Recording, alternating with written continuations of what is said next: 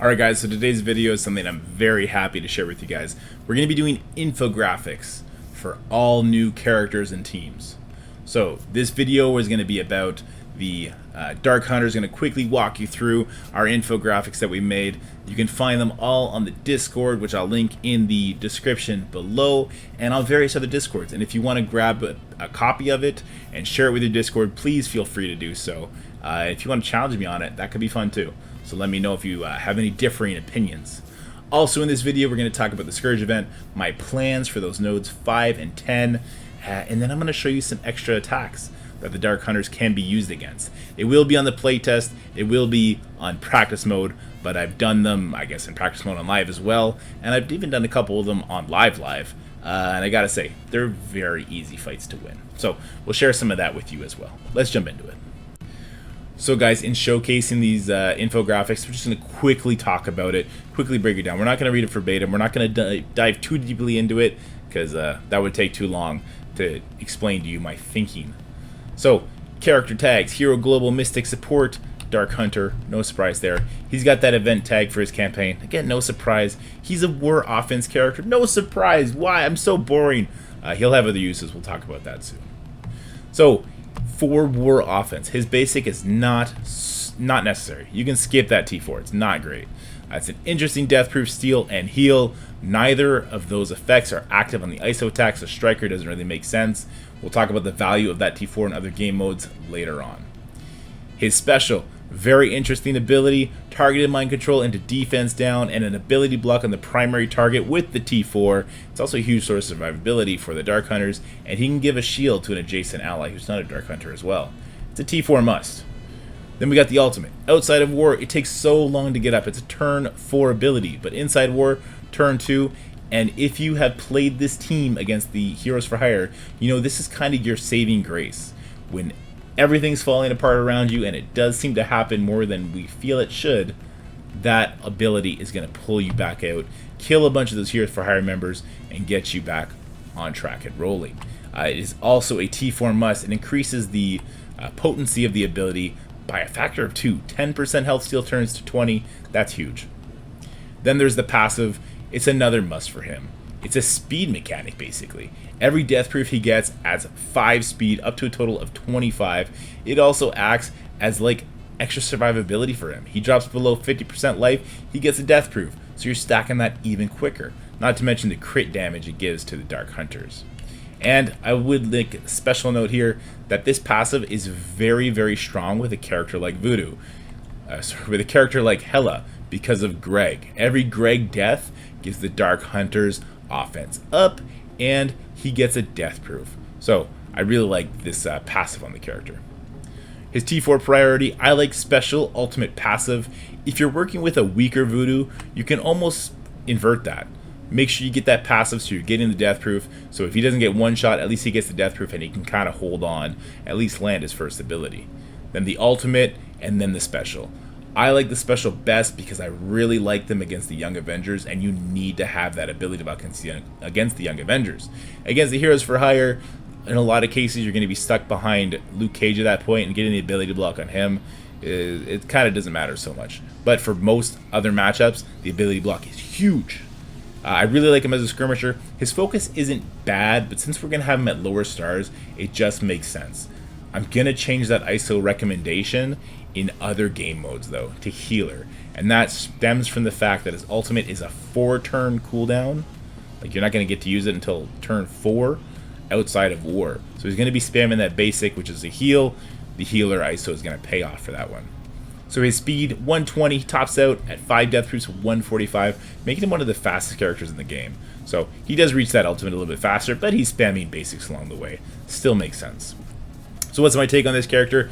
He's the most exciting character of the patch. And yes, I am putting him over Echo, who can actually neuter a Infinity Watch on her own. We'll talk about Echo and the Young Avengers in another video. His turn 1 ability block puts him in a very rare category of characters. It's a 3-turn mind control / ability block too, which is just huge.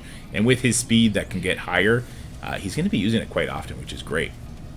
So his ultimate makes him an option for Dark Dimension, of course, at 20% health steal, though It's going to take him a little while to get there. I'm not sold on the idea that he's going to get those death proofs up fast enough in Dark Dimension to get it to where you need it to be. And he's a Mystic. There's just so many good Mystic characters. I don't suggest bringing him into Dark Dimension. He's a stat machine, though. His damage, his armor, his health is so big that it's going to be doing big heals. So I just really like his stats. I think it's perfect for the way his kit is. But of course, guys, he's best inside his team. No surprise there. Alright, next up to bat is Morbius. His tags: Villain, City, Controller, Mystic Dart Hunter. He has that event tag, same as Dr. Voodoo did to get ahead in that Voodoo campaign. So, obviously, just like Voodoo, we're offense character, right? Him more so on the offense character side. He's not the greatest standalone character, but his bleeds and damage are still pretty good. So his basic, very straightforward damage. It has an interesting lifesteal, similar to Omega Red, 10%. And that's kind of lead us towards our ISO decision. His special, it's a very strong attack. Very strong bleeds to the primary and adjacent targets. But in the Heroes for Hire matchup, you're not really going to get to it. And in the Young Avenger matchup, he's kind of hitting into like death proofs and dodges at that point. So it's a luxury T4. In other modes, I think it's going to increase in value dramatically. Then the ultimate, well, the ultimate is, it spells out Heroes for Hire counter, right? This is a must-have. The disrupt that you can potentially get on Luke Cage, if Luke Cage is in the corner. If Luke Cage is not in the corner, guys, pick someone in the corner to do the ultimate off of. Just forego the disrupt, make sure you get trauma and heal block on everybody. But this is a T4 must, and the reason that we really like the T4, considering that Luke Cage may not be in a corner, is the Young Avengers matchup. I really want to be able to target Miss Marvel to get a disrupt on her so I can kill whoever I want to kill in the Young Avengers matchup. That's a T4 must. And then there's the passive. You have to have this passive. If you don't have this passive, you cannot fight Young Avengers. You can definitely not fight the Heroes for Hire. That's how you get the blind. It's 100% mandatory. As far as T4 priorities go, passive, ultimate, basic. The special is nice in other modes, but if you're not going to use them in Scourge or in Tower, it's kind of redundant. You don't really need it. The recommended ISO for me is Striker. I know a lot of people like Raider because his ultimate cannot be blocked, so he can get extra vulnerables out there. But the fact that he's flipping those deflects, Striker is going to increase the damage of those bleeds. I just really like him as a Striker. And he's so fast, at 128 speed. So what is my take? Well, he's going to kick things off for your team at the 128 speed. He's going to set the fight up by flipping defense up and deflects. And for that reason, Morbius is a bigger the better kind of character. You want him to be the biggest character in your Dark Hunters team. And that's not going to be super hard to do with his stats. Look at his stats over there. Just the machine. Highest damage in the game, tied with Phyla-Vell and T'Challa, or at least close to. Health, armor, focus, resist. He's really good across the board. But let's talk about his ISO selection for a second here. An argument can be made for Raider. We already talked about that. But at low star levels, you're going to need him as a skirmisher. I think that breakpoint is going to be at around 5 red, 5 yellow, similar to Star-Lord T'Challa to land his special. If Morbius doesn't land the flips on defense up and deflect and land that trauma and that heal block, the Heroes for Hire counter and the Young Avengers counter go out the window. So at smaller star levels, you need to have him as a skirmisher to make sure you're landing those flips or you're going to get wrecked. So here's our team-wide infographic. I'm going to hide so that we can talk about this. I'm not covering anything up. So we have our ISO selection at the top. We have a 5th character selected. I know I'm burying the lead on that one.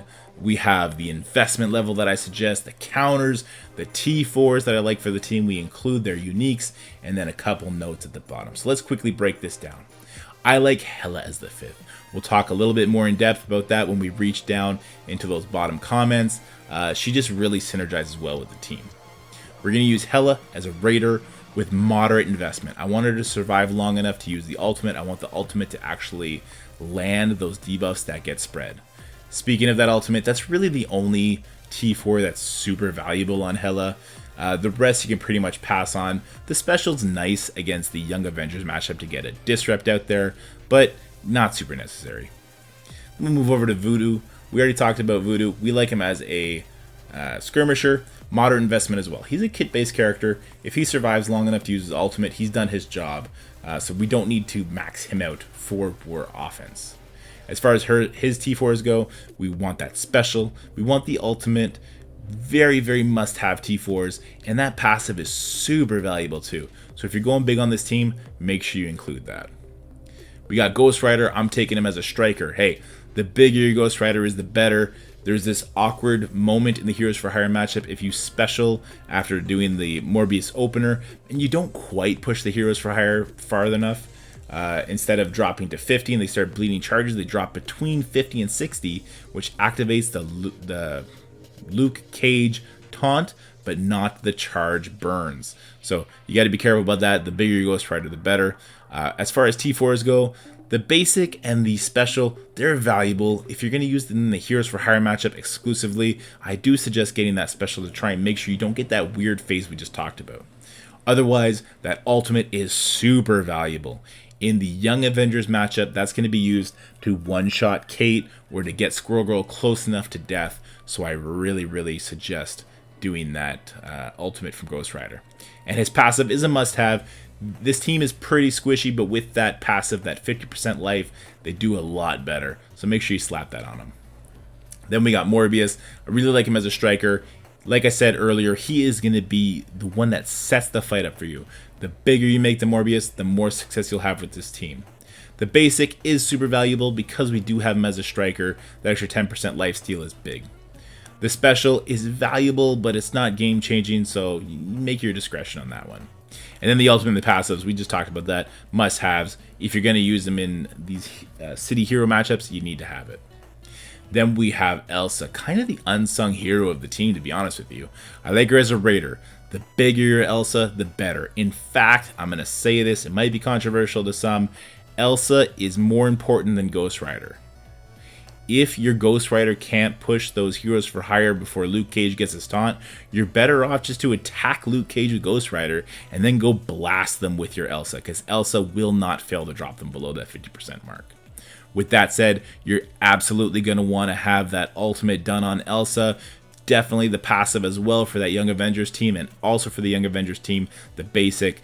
So many attacks, just chew through those dodges, chew through those deflects, and chew through those death proofs to make sure you secure the kill. The special is nice, it's valuable, but it's not game changing. As far as counters go for this team, this Dark Hunters team, Heroes for Hire and Young Avengers I think are 1 and 2 interchangeably. Otherwise, a New Warriors team is a really good use for them, and if not New Warriors, I like them against Uncanny X-Men, but of course Web Warriors can be used there as well. Lots of city heroes there. So let's quickly talk about the notes here. These recommendations were done with Heroes for Hire and Young Avengers at the forefront of my mind. Now let's talk about Hela. Hela was chosen because of Greg's interaction with Voodoo. Every time Greg dies, Voodoo gives offense up to the Dark Hunter team. You can see how this is just super powerful in matchups like Young Avengers and Uncanny. You can attack Phoenix and Uncanny, and Cyclops kills Greg, and then you get offense up and you tear through the team on Morbius' first attack. Same thing with Young Avengers. With Greg, you attack somebody not named Echo, and you tear through their team with that offense up Morbius. Also, when Greg dies, he gives death proof to Voodoo, stacking it faster and faster and faster, so he reaches that ultimate even faster. Now we'll talk quickly about Morbius Focus. We already touched on that, but it is part of the infographic. Due to the nature of the teams he will face and how important his debuffs are, at low star levels it is highly recommended to make Morbius a skirmisher. And we quickly talk about the turn order. It's Greg, followed by Morbius, followed by Ghost Rider, then Voodoo, Elsa, and finally Hela. That's pretty important to know. It lets us know that Greg can get himself killed so that Morbius has offense up when he takes his turn.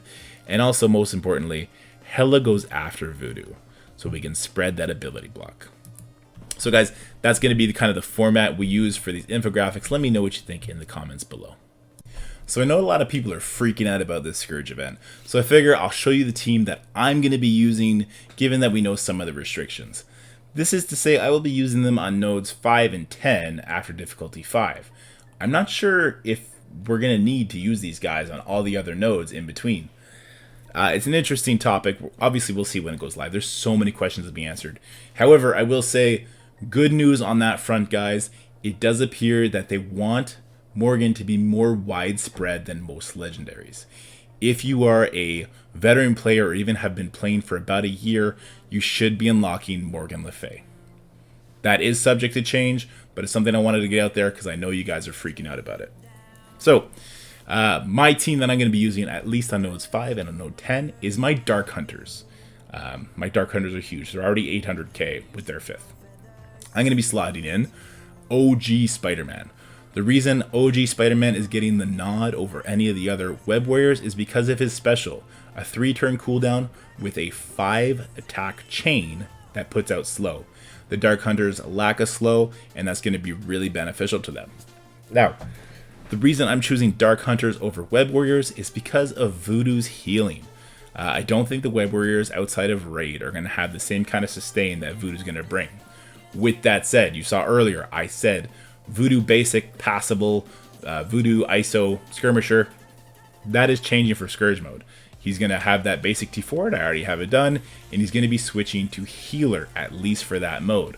I do not think that's necessary for War. In fact, I think that's a waste for War. But for Scourge mode, and because I'm a sweaty tryhard, I love leaderboards and I want to compete on that, I'm making that change. Furthermore, I'm probably going to make Spider-Man a healer too, because Voodoo does most of his healing to everybody, not everybody who is a Dark Hunter, rather. So that's just my 2 cents. Hope that news about Morgan kind of eases you a little bit, and hopefully it remains true. Everything that we heard is subject to change, right? But anyway, let's go watch some actual attacks from these Dark Hunters. So just to round this video off, I wanted to show you some other options you can use your Dark Hunters for. So we're going to right now jump into an Astonishing X-Men team with Mordo as the 5th. So keep a mental track of the teams that you want to be able to beat in the future if you decide to build this team up, and who that 5th would be. In the case of the Astonishing X-Men, obviously we're not going to take Hela into it because we're just going to feed them speed. So let's watch how this match plays out. And of course, guys, this is playtest footage, so everything is equal. 7 yellow, 4 red, all the T4s are included here, and I believe level 85. And it's practice mode, so there's no war bonuses, unfortunately. Though the war bonuses, especially boosts, it kind of act in favor of Morbius because he flips them all. But anyway, I digress. Beast got to use his ultimate. We go ahead and put the ability block on Jubilee, but so many defense downs from that Voodoo ultimate. Let's watch what happens here. I thought this was insanely hilarious. They all die, and Iceman doesn't come back because it was the Elsa ultimate that killed them. So very, very strong counter. You can't use Hela here. Mordo doesn't really do much because everybody's already dead. But if they didn't die, he has that stun ready for the beast, so you don't get cleanses out there, and it gives you more time to kind of do what you need to do. So I thought this was very interesting. But yeah, easy win, obviously. Now we're going to look at Fantastic Four. Again, not a team we normally see super big on war defense, but there is the occasional person that has a big one, and sometimes your alliance mates won't really know how to handle it. They'll go in there with like a Black Order or something like that and just get rolled over. So let's see how the Dark Hunters handle a fully built Fantastic Four team. This team does spawn in with defense up, which means Morbius is just going to go to town on them.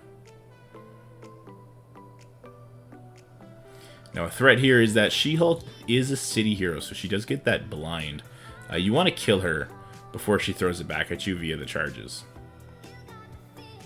And then, moral of the story is Elsa smacks, so another easy win. Alright guys, and this is, in my opinion, the 4th best use for your Dark Hunter team. And you're going to need Hela for this one. So we're going up against the Uncanny X-Men, the new one with magic.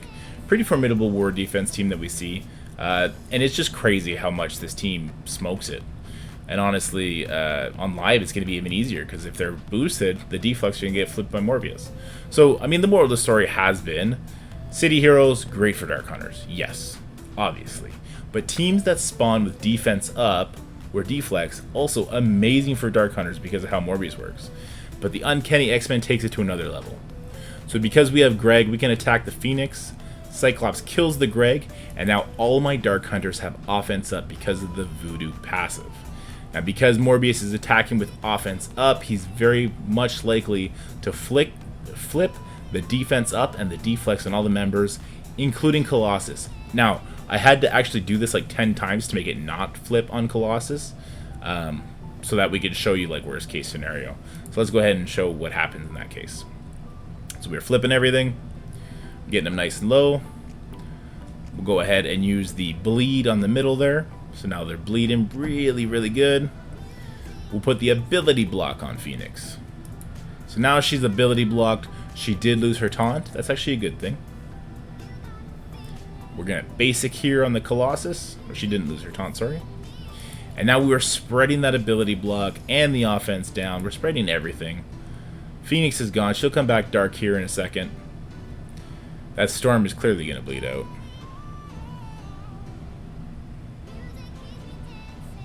Just look how tanky our Dark Hunters are.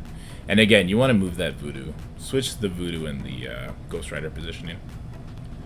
But there goes Colossus.